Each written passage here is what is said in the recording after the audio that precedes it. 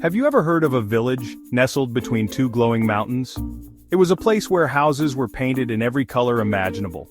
The village shimmered under the sun and sparkled under the stars. This was the village where Milo lived. Milo was a curious boy with eyes as bright as the stars themselves. He loved listening to stories. Every night he would wait for his grandpa to tell him tales of brave knights and mischievous fairies. He would listen with wide eyes, his imagination soaring high above the glowing mountains. One day, while exploring the attic, Milo stumbled upon a curious object. It was a lantern, but not just any lantern. It was made of polished wood and adorned with delicate carvings of stars. They seemed to twinkle faintly, as if holding a secret just for him. Milo held his breath and gently rubbed the lantern. As he did, the stars began to glow brighter, bathing the dusty attic in a warm, ethereal light. And then, the lantern started to speak. The lantern's voice was soft and melodic, like the chiming of tiny bells. It began to weave a tale, a story so captivating that Milo forgot all about the dusty attic and the world outside. Every night Milo would sneak into the attic, eager to hear the lantern's tales. Each night the lantern would share a new story. It told him about courageous mice, talking trees, and mischievous clouds that rained jelly beans.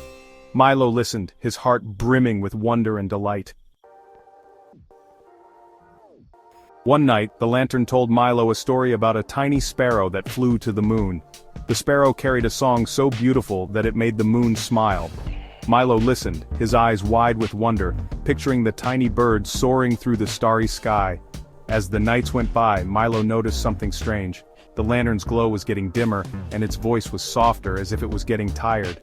One night, after finishing a story about a playful dragon, the lantern whispered, "Milo, it is time for you to tell your own stories." Milo was scared at first. He didn't know any stories except the ones the lantern told him.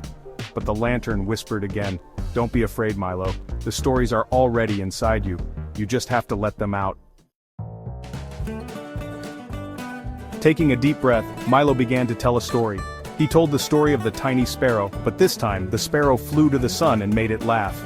The lantern listened, its remaining light flickering warmly, as if proud of the boy. From that day on, Milo became the village storyteller. Every night, people would gather around him, eager to hear his fantastical tales. Milo would close his eyes, remember the lantern's whispers, and let his imagination soar. He told them about talking animals, mischievous fairies, and brave knights.